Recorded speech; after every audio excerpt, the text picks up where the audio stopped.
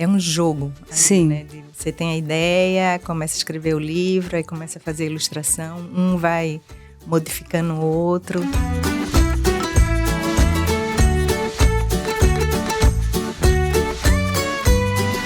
Começa agora Letrando, o podcast produzido pela plataforma de leitura Elefante Letrado. Neste episódio, Sheila von Tobel, jornalista e fundadora do Elefante Letrado, conversa com a escritora e ilustradora Rosinha. Olá, bem-vindos a mais um podcast Letrando. E no podcast de hoje, a gente vai conversar com a Rosinha. A Rosinha é graduada pela Universidade Federal de Pernambuco em arquitetura e chegou a ter escritório de arquitetura, mas acabou migrando para o mundo da ilustração, para o mundo de escrever livros, para o mundo lúdico e maravilhoso que é a literatura. Foi também professora e ensinou muito sobre a leitura.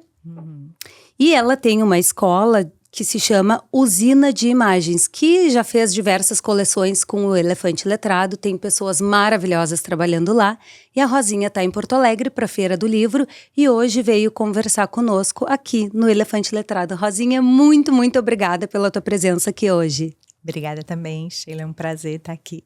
Que legal, tô louca para saber tudo aqui. Antes da gente começar, eu já tava louca para fazer perguntas, mas eu falei, não, vamos começar e aí eu já faço as perguntas direto no podcast.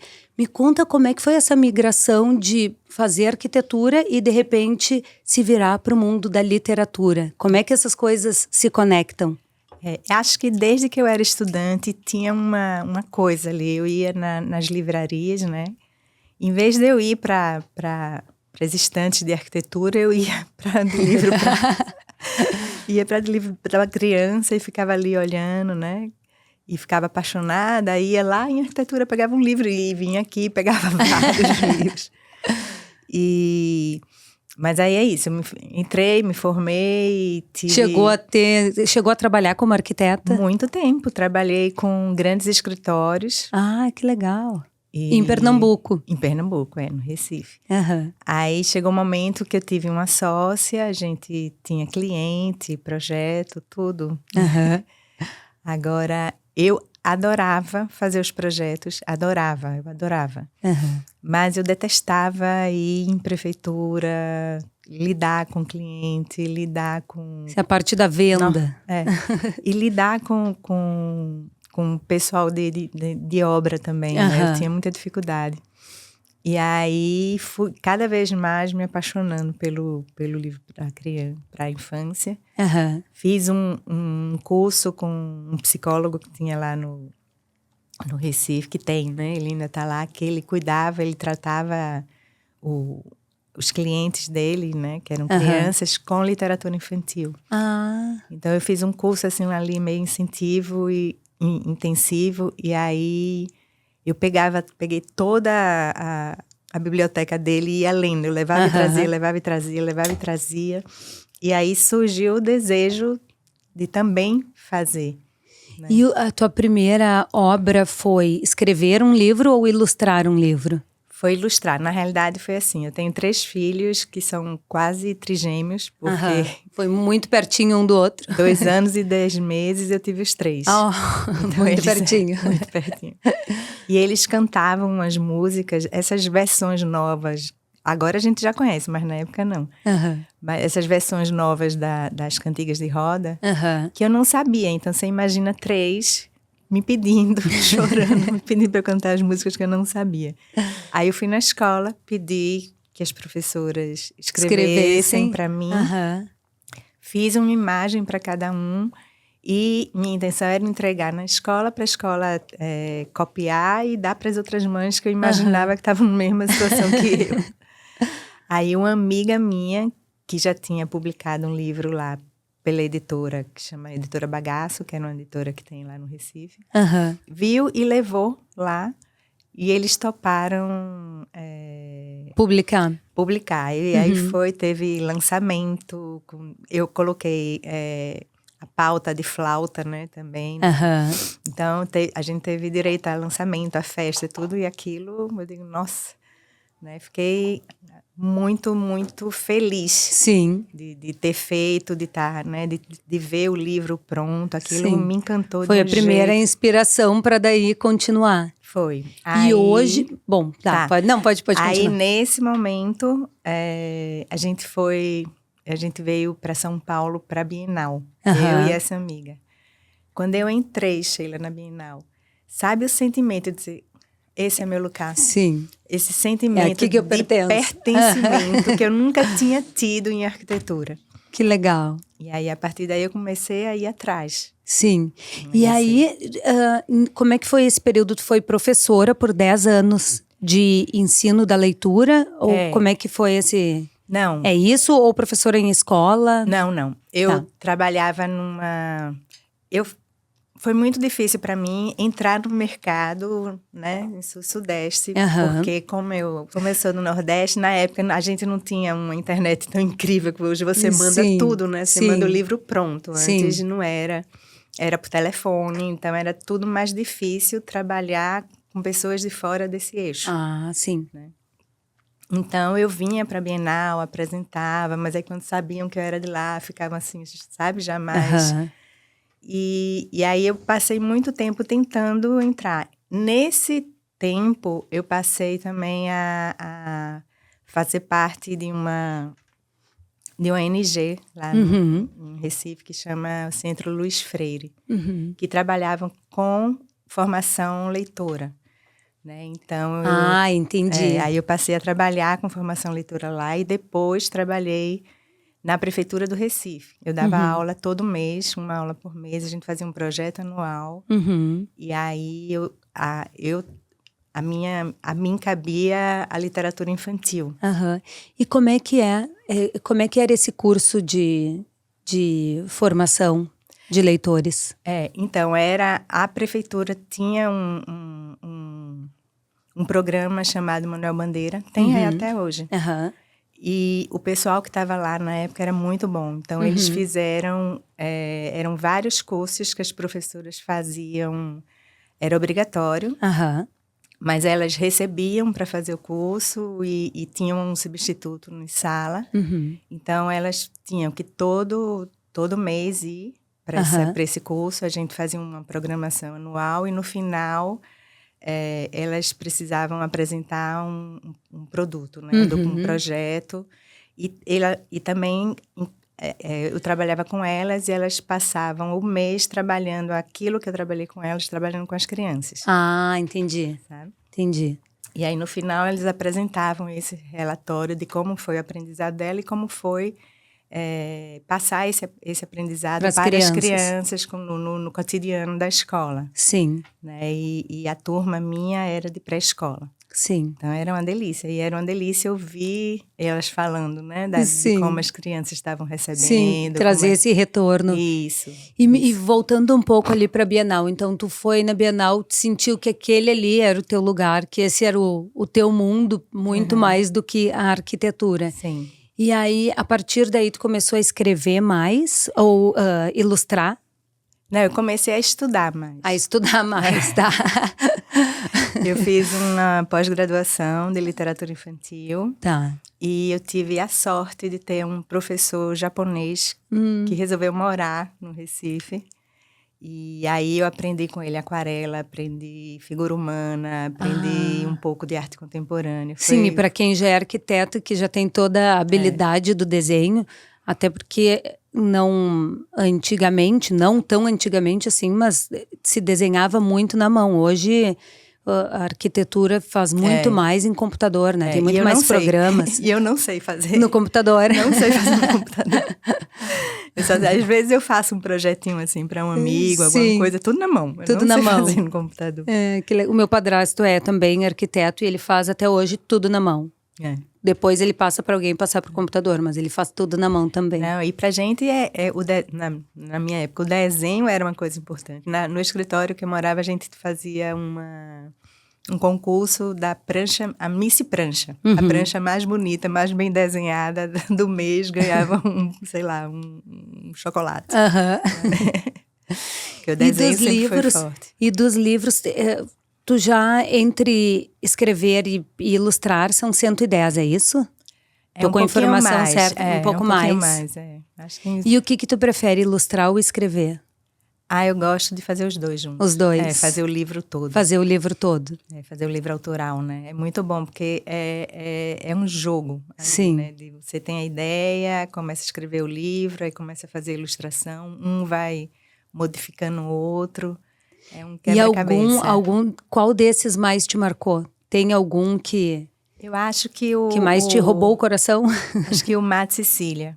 Uhum. Mato Cecília, porque eu acho que mexia com muita coisa, né? Mexia com a memória do meu pai, com a poesia. Da onde vem a inspiração para escrever? Eu acho que vem... Das tuas vivências? Vem da minha vivência, da memória, do desejo, né? Do que eu quero compartilhar, né? Com as crianças, com o mundo. Eu acho que muito da memória, né? Muito do que eu vivi e muito também do que eu observo. Eu agora estou fazendo um livro que foi o meu afilhado. Eu trouxe castanha, ele é de São Paulo, eu sou do Recife. Aí eu trouxe castanha de caju para ele. Aí eu disse, Vini, você quer? Aí ele olhou para mim e fez, tia Rosinha, amanhã eu experimento. Eu tô fazendo o livro exatamente do que é para criança esse amanhã. É muito bom, uma forma bem educada de dizer não quero. Que amor. E se tu pudesse, Rosinha, ser o personagem de algum dos teus livros, qual seria? Eu acho que Maria que Ria. Maria que Ria. Que é uma... Conta para nós um pouco sobre a Maria que Ria. É um personagem que ela ria de tudo, assim, se alguém caía na rua, ela ria, se chovia, ela ria, tudo ela ria. E aí, no final, a mãe acha aquele estranho, leva no terapeuta, e o terapeuta, né, cuida lá e faz, o que ela tem é alegria. Então, que bom, é um bom personagem para ser. Né? Para mim é. E como é que foi montar a usina, a escola Usina de Imagens? Como é que foi, da onde veio a ideia e o que conta para... Eu sei, porque a gente já usou muito e ama, mas para quem está nos assistindo, conta um pouco como é que funciona a escola. Tá. Na realidade foi um encontro, né, entre eu e a Anabela Lopes, que é uma ilustradora maravilhosa, que foi morar, ela é argentina e ela foi morar perto de mim. Ela mora em Porto de Galinha, né? Que é 1h15 lá da minha casa. E aí a gente se juntou, fez ali um primeiro teste, né? Para ver se funcionava. Ela já tinha trabalhado em escolas na Argentina. E aí a gente começou a fazer isso no Recife. E aí fomos ao longo montando, né? Aí estruturamos o curso. Hoje a gente não está mais presencial, desde a pandemia a gente passou para digital. Para digital, para virtual. E então, fizemos 8 anos agora. E quantas pessoas já passaram pela escola? Foi muita, viu? Foi tanta. A gente já tem... Qualquer pessoa pode participar? Qualquer pessoa. Ilustradores, né? Não. A gente tem professores, às vezes, que querem desenhar. Eu sempre digo que tem muitas formas de fazer um curso. Sim, mas eu digo que a escola ela é para quem quer ilustrar, não é para escrever, por exemplo. Não. É para quem ilustrar. Quer. A gente, para pensar a imagem, para pensar o livro, é para quem quer ilustrar. Né? Mas acontece que a gente já teve, por exemplo, professor que queria conhecer. Saber, entender, porque a gente fala muito sobre imagem, a gente discute muito imagem, a gente pensa muito, tanto na produção quanto na leitura, no significado, a gente pensa a imagem o tempo todo. E como é que funciona na prática, por exemplo, quem está nos assistindo, se a pessoa tem algum interesse em se tornar um ilustrador? Pode fazer parte da escola? Sim. Vai aprender técnicas, vai aprender, enfim, teoria e prática, provavelmente. Isso, a gente começa, primeiro a gente sempre adota um livro geral para a gente pensar e discutir, né? Às vezes de filosofia, às vezes de mitologia, às vezes sobre criatividade. A gente sempre escolhe que é um momento que a gente ali conversa, quando vem muitas dúvidas e muitas reflexões. Aí depois disso a gente dá uma parte de teoria de teoria sobre aquele tema, digamos, do módulo. São 6 módulos. Cada módulo... Dura quanto tempo cada módulo? 4 meses. 4 meses. E aí a gente se encontra uma vez por semana, 2 horas. E aí depois desses 6 módulos, a gente ainda oferece 2 módulos para que o aluno faça o seu próprio livro. E aplique tudo que conheceu, né, durante esses 3 anos, nesse ano que ele vai fazer o próprio livro autoral. Sim. E como é que funciona essa conexão entre autor e ilustrador, caso não seja o mesmo, né? Porque o autor, quando está colocando aquela ideia no papel, ele tem, provavelmente, na cabeça dele, a imagem de cada uma das cenas que ele está escrevendo. Só que quando passa para um ilustrador, o ilustrador tem a versão dele. Como é que funciona essa conexão de juntar essas 2 partes e fazer dar certo? Eu acho que quem faz dar certo é o editor. Né? Porque eu acho Olha o papel da nossa Elaine maravilhosa aqui. Não, a gente não tem noção, mas é importantíssimo o editor, a função do editor, que é exatamente saber que para aquele texto, quem é que vai ser um bom ilustrador para aquele texto. Porque pode não ser eu, né? Pode ser uma outra pessoa, pode ser... Porque eu acho que vai da sensibilidade do editor de saber que com aquele texto, e não aquele ilustrador, esse texto vai ganhar uma potência, vai ficar um livro muito, muito melhor. Sim. Né? Isso eu acho que é do editor. E por ano passam quantas pessoas na escola? Passa...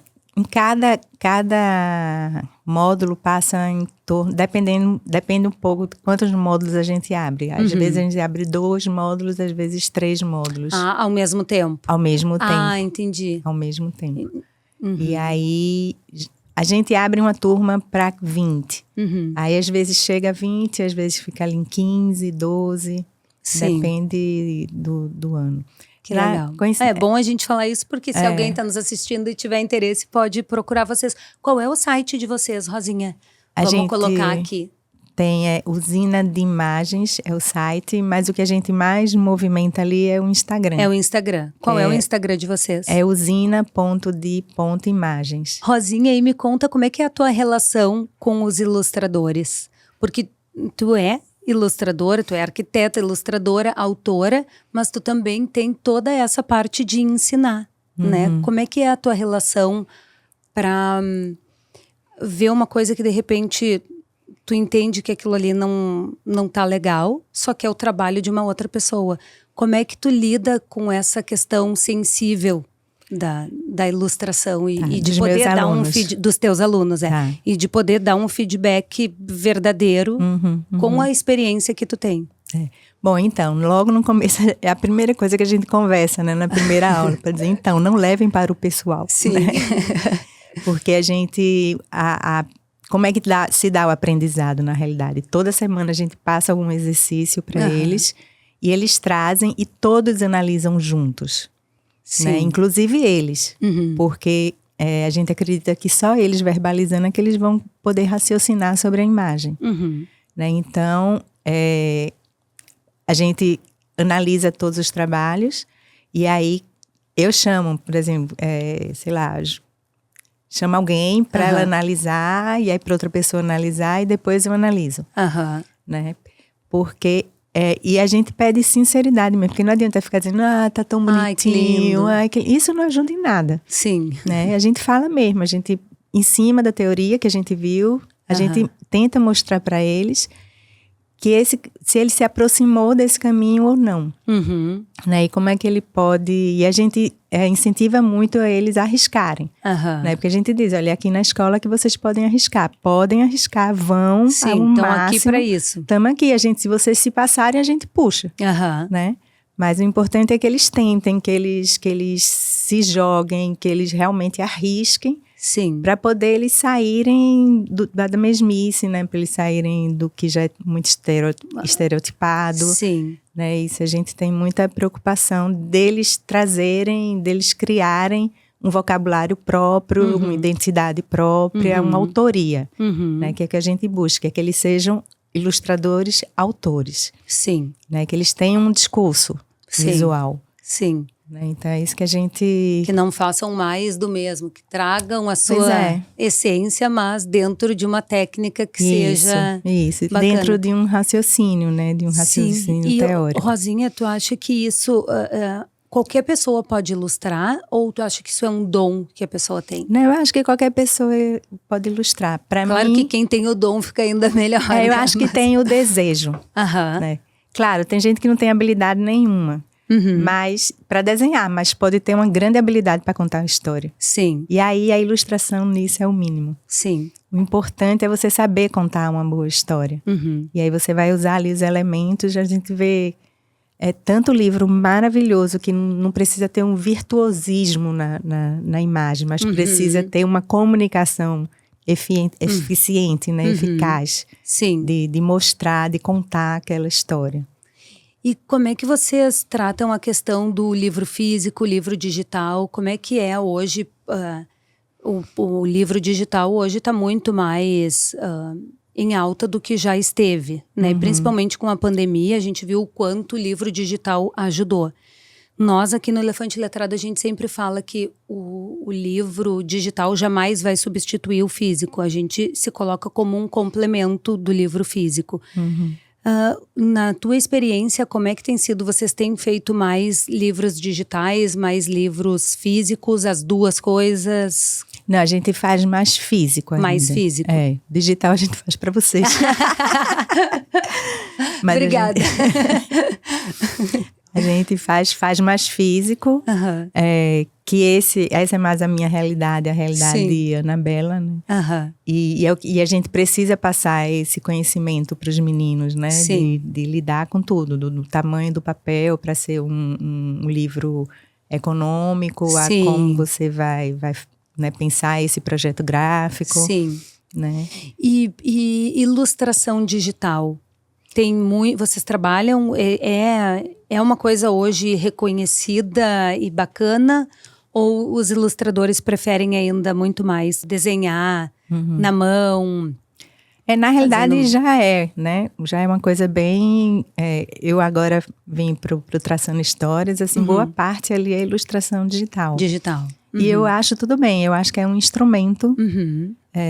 que nem um pincel, você ter também o computador não ali. deixa de estar desenhando à mão, mas é só num outro instrumento. Agora, a gente, na escola, a gente incentiva muito fazer artesanalmente. Não fazer na mão, né? Nem artesanalmente, porque no computador é super artesanal também. Sim. Mas é fazer na mão, né? Sim. Fazer... Porque eu acredito muito no acaso. Então, tem uns acasos quando você está ali fazendo na mão que surge, que dão um outro caminho, às vezes, para a ilustração. E isso na digital não tem, né? Não tem acaso no digital. Mas na mão tem. E eu acho que é uma habilidade mesmo motora que você precisa desenvolver e depois usa o digital ali como que é desafiador você fazer manual. É muito desafiador. E eu acho que em termos de aprendizado para as crianças, para os meus alunos, eu acho, artisticamente falando, sabe? Plasticamente falando. E aí, ali eles fazem e eles usam depois. A gente mesmo, Ana, trabalha muito com técnica mista, né? Faz na mão e completa no computador. Hoje é impossível você trabalhar sem um computador. Eu trabalho com computador.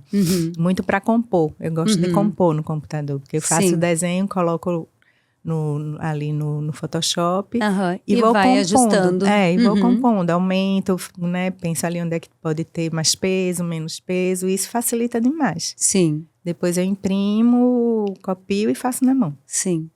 E se tu pudesse ilustrar um lugar mágico, como é que seria esse lugar? Ilustrar um lugar mágico? Difícil essa pergunta. Ai, nem sei. Olha, cheiroso eu já sei que seria. Entrando a Rosinha chegou aqui com um perfume maravilhoso de capim-limão e laranja. Então eu já sei que a imagem seria gostosa de olhar e cheirosa se a gente estivesse lá dentro desse lugar mágico. Eu acho que seria um lugar de muita cor, né? Eu adoro. Sim. Eu tenho uma coisa com as cores muito forte, muito colorido, cheiroso e muito tranquilo. Assim, porque eu moro num lugar muito tranquilo, eu adoro viajar, ver barulho, não sei o que, mas depois voltar para casa e ter muita tranquilidade. Na paz. Algum dos teus filhos entrou para esse mundo? Não. Não. Da literatura infantil? Não. Uma fez economia, hoje trabalha com ONG. O outro é físico. Olha só. O outro é músico e professor de inglês. Ai, que legal. Bem incentivados pela mãe. Todos três. E o que tu acha o que tu diria para mães e pais que estão nos assistindo sobre a importância de incentivar o hábito da leitura? Na realidade, às vezes eu vejo as mães e os pais querendo muito que a criança leia e eles não leem. Sim, né? O exemplo. O exemplo, para mim, é a coisa mais importante. Sim, uma pessoa que tem um filho físico certamente incentivou muito o hábito da leitura em casa. Não, os meus filhos... menos Arthur. Arthur, ele lê muito, mas ele se especificou ali no quadrinho. Nossa... Ele tem, assim, uma coleção inacreditável de quadrinho. E aí ele lê todos. Que legal. O livro de literatura, ele deixa mais pra lá. Mas o quadrinhos, ele é impressionante. É impressionante. Ele tem tantos quadrinhos quantos eu tenho um livro. Nossa. Pra você ter noção, E qual é a importância, na tua opinião, de ensinar diferentes gêneros textuais para os alunos? Eu acho fundamental, porque eu acho que são várias formas de você pensar a palavra, né? De você entender o significado das palavras. Sim. Você vê também, porque eu acho que esses gêneros, eles acabam também mostrando mundos diferentes, né? De você diversificar, de você olhar. E a ilustração, como é que a ilustração conversa com o gênero textual? Tem uma diferenciação técnica? Técnica não, mas eu acho que tem de concepção de imagem. Né? Por exemplo, você conceber uma imagem para uma poesia é muito mais difícil do que você criar uma narrativa ali com uma sequência. Né? Até porque você não pode roubar as metáforas, né? O direito do leitor, as metáforas do texto, você não pode ir lá e realizar. Sim. Para que empobreça essa... Tem que deixar que ele faça aquela inferência do jeito dele. Que você precisa criar uma metáfora visual, sem necessariamente repetir a metáfora que está ali na poesia. Interessante. Agora é difícil. Uma boa ilustração de poesia é difícil. Sim. Bom, Rosinha, a gente está chegando, eu acho, no nosso tempo.